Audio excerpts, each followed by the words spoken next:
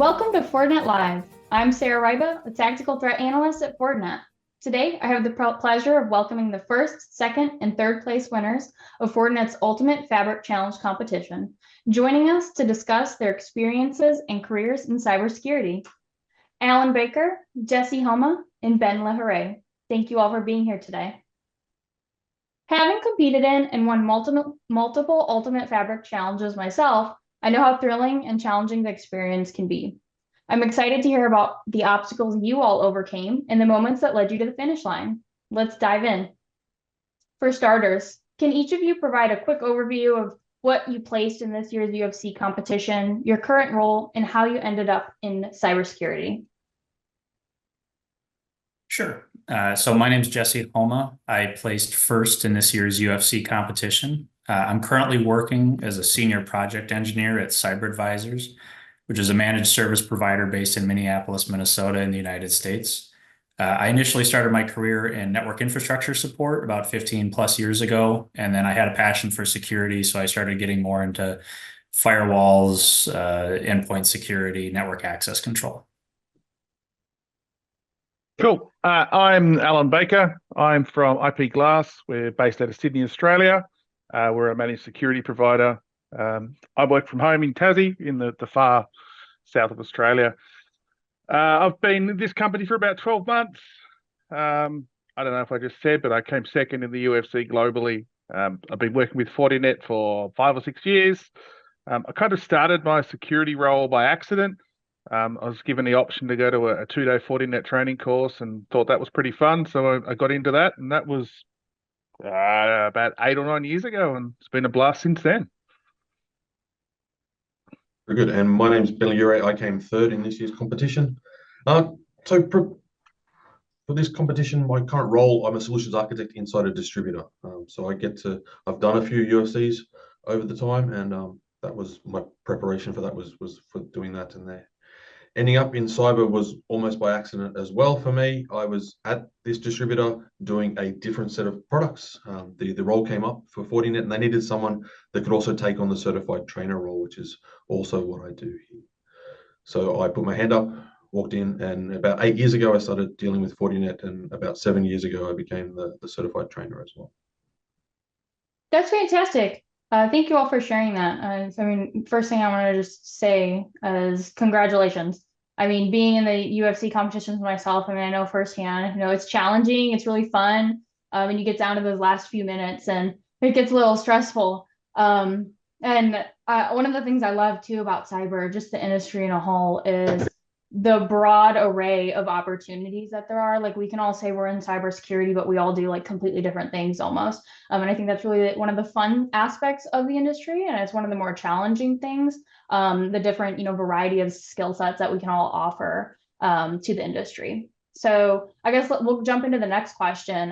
Tell us a little bit about how you prepared for the UFC competition. If there was anything in particular that you felt going into helped you feel more prepared and helped you ultimately, become a winner. And then from there, what was your biggest takeaway from the UFC? Did you learn anything? Because I know some of you have, competed in the past. Was there anything that was, drastically different that you either enjoyed or didn't like compared to the last competitions?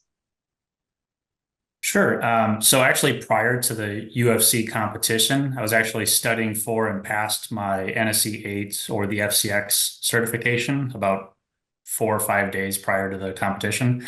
So I wasn't really trying to study for the UFC. My focus was on the FCX. So I had already studied a lot of the content, mostly from the Fortinet Training online portal. So going through the admin guides, lab guides, things like that. And I built a fairly robust home lab to kind of play around with that stuff. So when we ended up getting the tasks for the UFC competition, or the broad topics that we were going to be going for, I actually found that I had already been studying for it for months at that point. So it actually ended up being easy to integrate.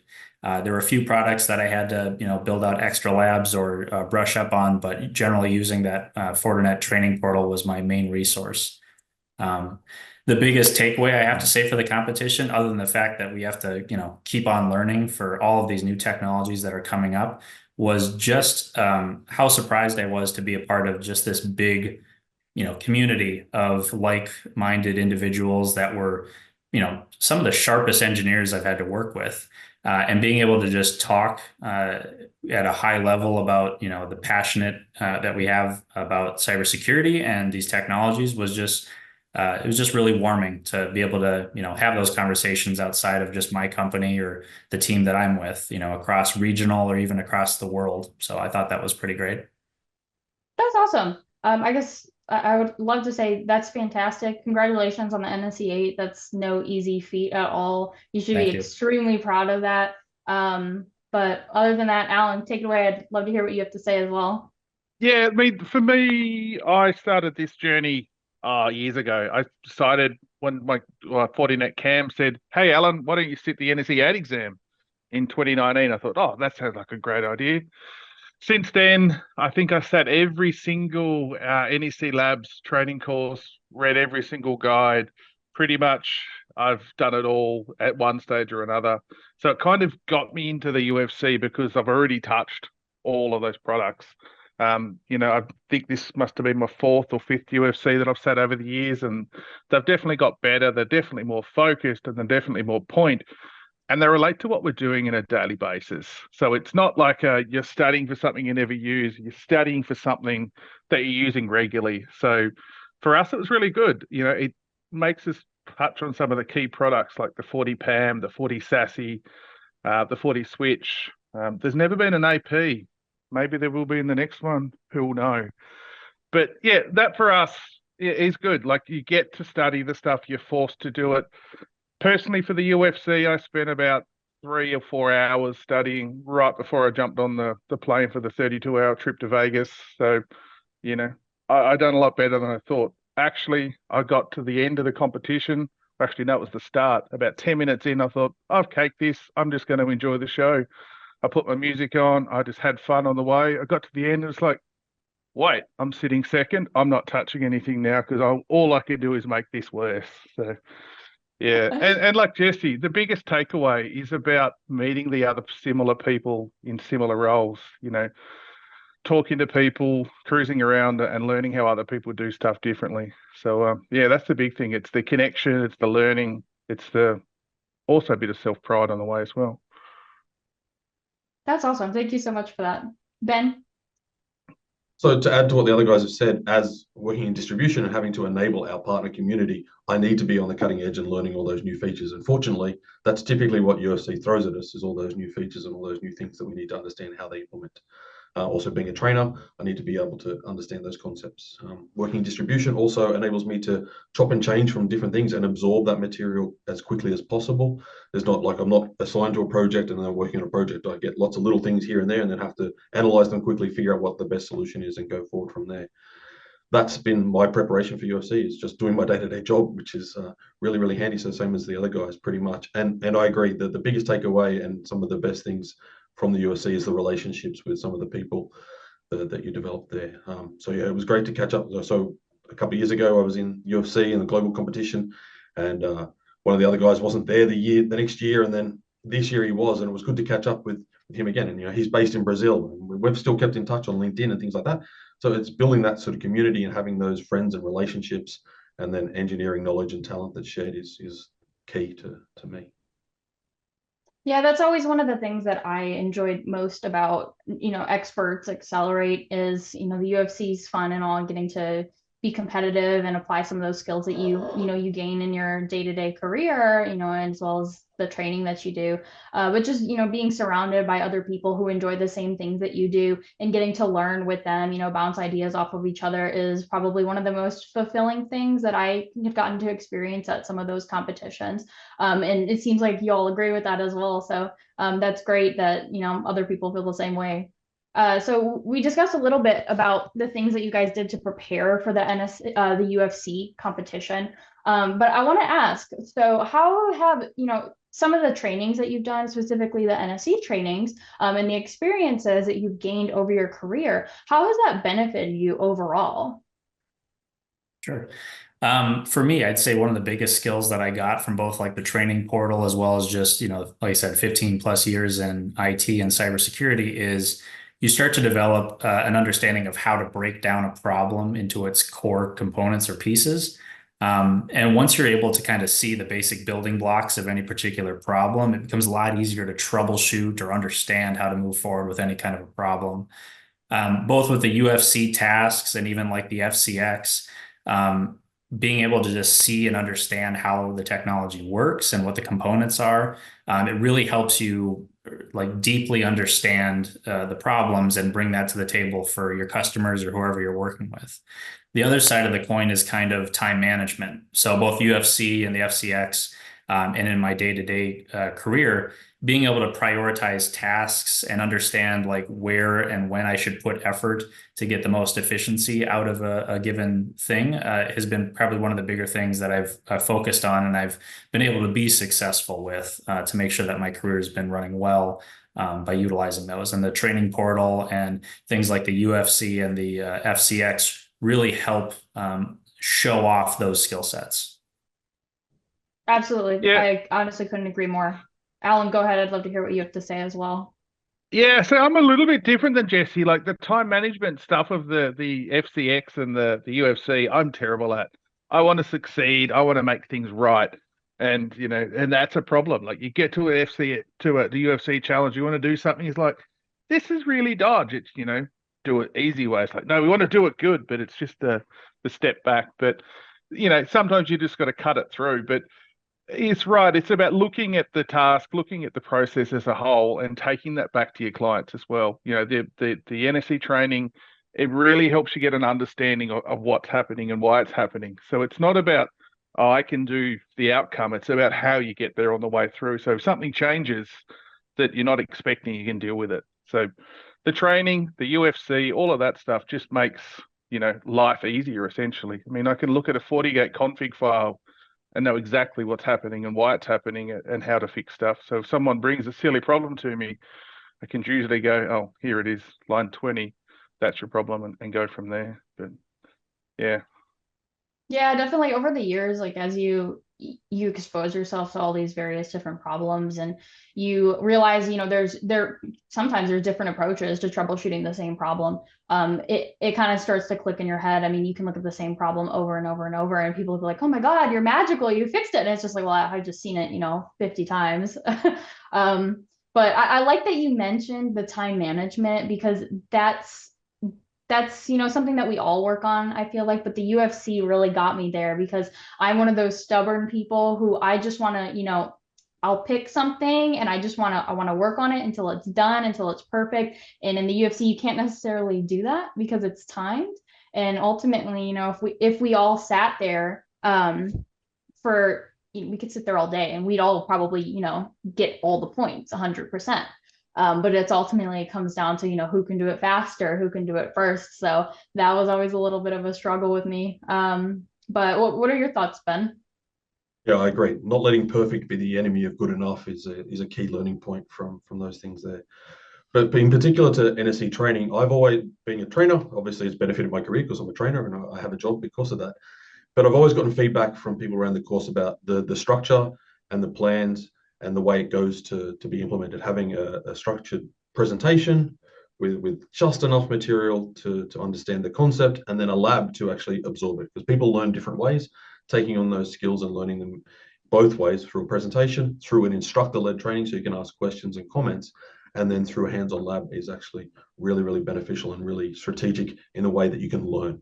And especially since the course and the structure has been revised late last year, with the introduction of that FCF, that fundamentals, I think that was the thing that was missing previously to the whole training course. So now, because that's what I think is key, and to Jesse's point before about understanding and breaking down a problem, is breaking it down to those basic things and understanding where they come from. So if you understand what is actually happening, like if this is a packet, that's what a packet is, and that's where it's going, debugging and finding and troubleshooting problems becomes a whole lot easier when you're just trying to figure out where's that little packet going and understanding those types of things. And then the amount of times I've seen people take screenshots from the study guides or whatever and present them as, hey, why haven't you done this? Because it's in the training material, about this little obscure thing that happens to be mentioned in the training material, but is key to debugging and implementing tasks is key. Yeah, absolutely. I think Fortinet's doing a great job now, kind of diving into a little bit more of those fundamental building blocks. And some of those key pieces that I even look back now today going, if I didn't read that, if I didn't learn that, I don't think I would be where I am now. So I like that they're exposing people to that more, especially with, the skills gap in cyber. I think a lot of people are looking towards a good starting point. Jumping back to what I mentioned earlier, just about cyber being so broad of an industry, there's so many different paths you can take. And I think key there in training material and learning paths is giving everyone, a really good solid foundation to start from that allows them to learn that material and kind of branch off in different directions. I guess on that note, what advice can you give those who are following a similar path in cyber? Yeah, so I mean, to your point that you mentioned, there's just dozens, if not hundreds, of different variations of jobs that you can do in cybersecurity. Um, I mentor a lot of high school students in our local area that are kind of doing like a college prep into cybersecurity. So I have a lot of opportunity to kind of see what works well for them.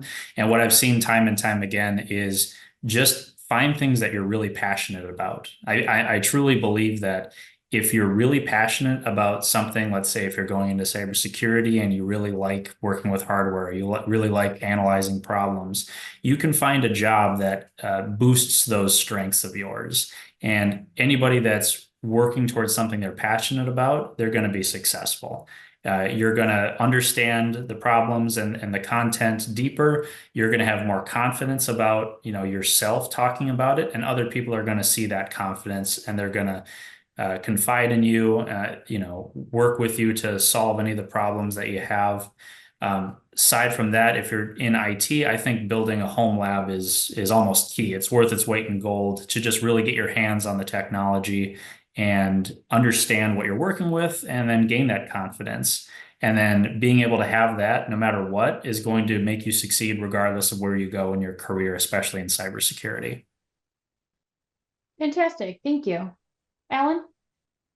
Yeah, I just want to reiterate the others have said that cyber's not one job. It's, hundreds and hundreds of different ones. I sat a 4-day incident response course last year.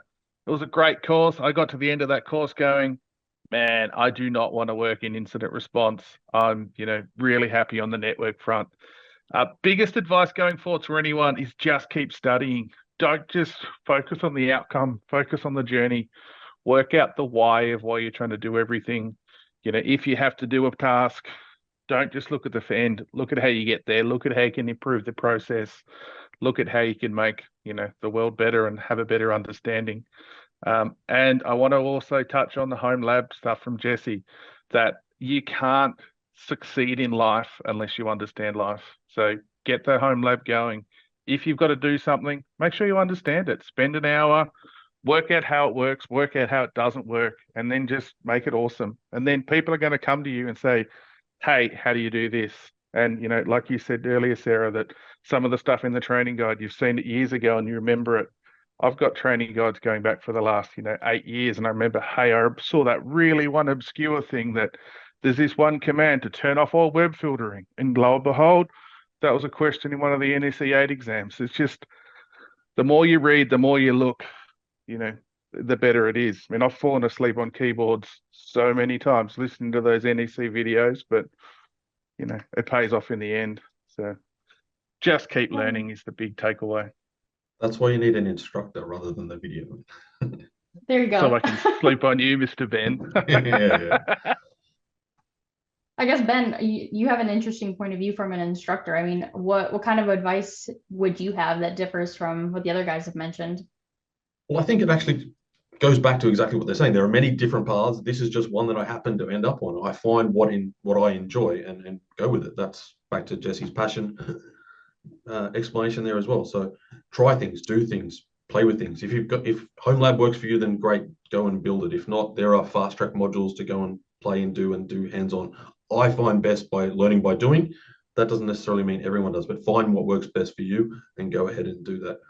I was speaking to a colleague in here recently who wanted to get into cyber, and I started asking some basic questions around networking, and the answers weren't exactly the the proper answer I would expect to go. I say, look, go back and learn some fundamentals. Don't try and, just because there's a cyber skills gap, don't try and jump the horse. Don't try and, what is it, jump the shark, yeah? Don't try and get to the end before the beginning. Go through the path. You're going to have to work through it. There's some great utilities online that are free, as well as the Training Institute. There's things like Try Hack Me, which is a great little website to go and build some basic level skills, and it advances you and things like that. So finding out what works for you, what works for you and excites you is definitely key. And for me, training and enabling and seeing that knowledge transfer and having those conversations with people and upskilling those, I get joy out of that. And so that's what I found. So it builds on both of what they said, regardless of where I've ended up. It builds on the same thing they said. That's great. I love all that advice, honestly. Like, having passion, you're finding that passion, enjoying the journey, getting your hands dirty, figuring out how things work, breaking it down to a fundamental level. I mean, I like to think of cybersecurity, as an industry as being living, it's constantly changing, it's constantly evolving. And in order to, keep up, you have to keep learning, and you have to be one of those people who, enjoys learning and enjoys, figuring out the little things and building upon that. And that's, that tends to be what I tell everyone who asks me, like, how do you get into cyber? Is, find something that you love and just roll with it. I mean, going back onto how many different paths there are, if you're doing what you love, you'll make it wherever you want to be. If you keep learning and you keep exploring those different paths. But other than that, I mean, is there anything else that you would all like to mention in regards to this conversation before we conclude? I was going to say, to build on that, failure is just another path on the road to success. Yeah. So don't be discouraged. If you try something and it doesn't work out, then just move on to the next thing and try that. You'll eventually find something that works for you. And yeah, I relish my failures more than my successes almost sometimes, because they're the ones that build knowledge, build growth and character. So. Yeah, I mean, honestly, failure, that's how you learn. And everything that I've done, I've failed so many times, and those have always been the biggest lessons for me and the biggest learning points. Is I don't look back and go, oh, I read this in a book one time. I'll look back and go, oh, I really messed something up, but I'm not going to do that again, because it really left an imprint in my mind.